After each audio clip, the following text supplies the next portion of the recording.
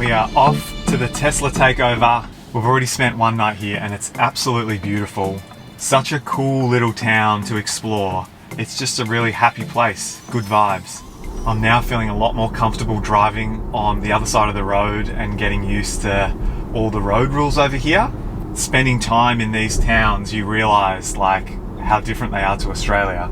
Being able to drive the Model Y has been awesome just because we know, even though the software's reversed, so the screen is the totally opposite orientation, which is a bit weird because you go to click things out of habit and they're in a different spot. But having a Tesla Model Y and knowing how the car works has been a massive source of comfort when everything else feels quite different.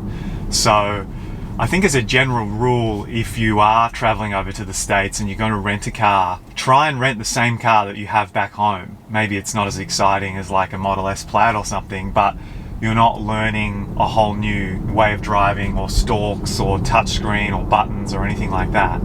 That being said, if we did go ahead and rent a Model S for the entire trip that we were here, whilst those first few days would have been a bit more scary, learning the new car and the new roads, I think we would have got used to it.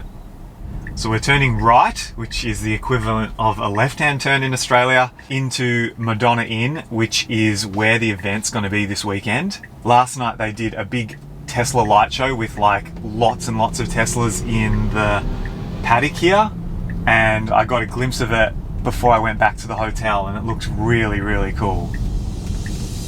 Here we go. So many customized Teslas. All different colours, all different add-ons. Unbelievable. Alright, we have arrived. So the first thing I noticed when I arrived was just the sheer amount of Teslas in the car park. That was quite phenomenal to see that many in one place, and they had actually segregated the Teslas and EVs from the ICE cars. So the ICE cars had to park much further away from the event. The other thing that was really incredible was just the location. You get out of the car and you realize that you're surrounded by these beautiful mountains. So it did make for some pretty epic drone shots. I parked right next to a beautiful blue Rivian R1T, which was so cool to just see that car in real life. Another YouTuber, Sandro, came up to me straight away and said hi. He has a channel all about living in his Model X. Here are all my clothes. He gave me a quick tour of his setup, which was really, really cool to see. And so we both started making our way to the entrance. And what struck me at this point was just how organized the event was. There was full-blown security. They were doing check-ins and giving special wristbands. They had a sheet printed of all the guest speakers, and so they recognized me, and I got a special backstage pass, which I was pretty excited about. And then entering the event, straight away you're seeing all sorts of different customized Teslas, different types of wraps, crazy interior changes like this one, different type of wheel options that are sometimes more aerodynamic. Unplugged Performance were there showing off all different body kits which looked unreal.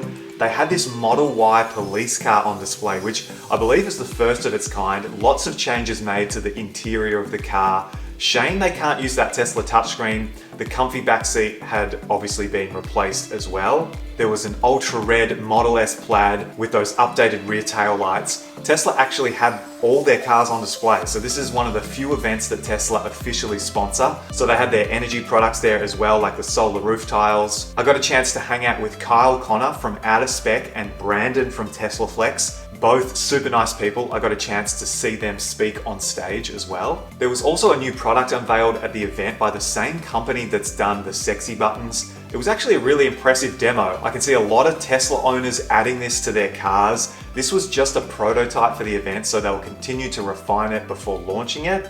I got to see my first Tesla Roadster. It looked great in the orange, but overall it's an underwhelming car given its age. They had a couple of Lucid Airs at the event. I have an upcoming video on my thoughts on this car coming soon. Aptera was there, which everyone was so excited about, and I think that it's a really, really cool concept. They've done a great job, but at the end of the day, I just can't see people actually driving this on the road. There was a heap more modded Teslas, some of them unrecognizable, cool to see, but certainly not my cup of tea. Another dude was living out of his Tesla Model Y. Sandy Munro was on stage. I finally got the chance to check out the Mustang Mach-E and the Ford F-150 Lightning. And then on the way home from day one of the event, I just saw casually an F-150 Lightning charging up. And so that night we just took our time exploring San Luis Obispo. We got a chance to check out the university, which was mind-blowing. Paige had another go of driving on American roads, which she didn't love, and I can totally understand that. And then it was time for day 2 of Tesla Takeover.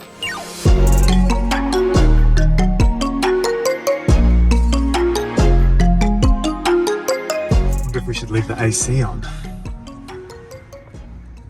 Why not?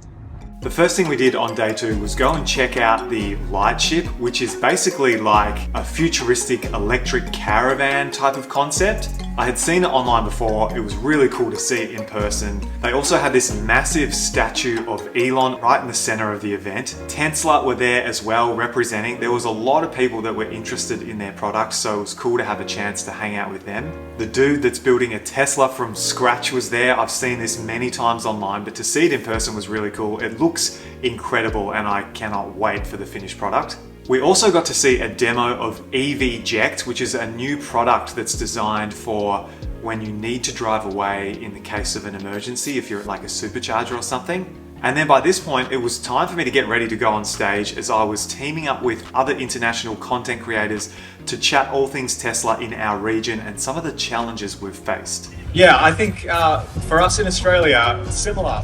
We haven't had great support from the government, which has been a shame. And also EVs just in general have taken a while to just pick up pace, which means that the charging network isn't the same. I mean, it's a breath of fresh air coming over here and seeing how many superchargers there are. It's amazing. Like, we don't have nearly the amount of chargers that you guys have, nor the amount of Teslas that are just in California in general. It's incredible. So yeah, that's been a challenge. And with the lack of knowledge too, you get some EV hate, and you see it on the streets, and you see it when people come up to you. That is, the sentiment is starting to change now, thankfully. But yeah, that's kind of been the top struggles. After being on stage, I then got a chance to hang out backstage and meet some of the other guest speakers. May Musk then arrived and spoke on stage for over an hour. She was amazing. It was great to hear her story. The crowd absolutely loved her. Right after that, I got to finally meet John in person, who was the one that was kind enough to reach out to me in the first place and invite me to this event. Him and Kelvin and the entire owners club of Silicon Valley and all the volunteers did such an incredible job putting together such an epic event. I feel so lucky to have been a part of it. And I think the highlight of the entire trip for me personally was literally just getting to meet everyone. The Tesla community is amazing. I've made so many connections throughout this trip, met people that I've been following online for years that have helped me. So yeah, traveling all that way just for the Tesla event was totally worth it. Oh. Wow. In the next video, we're finally in LA, visiting the Peterson Museum. I'll share my thoughts on seeing the Cybertruck for the first time, checking out a Lucid Air, exploring Beverly Hills, and wrapping up our US trip. I'll catch you in the next one.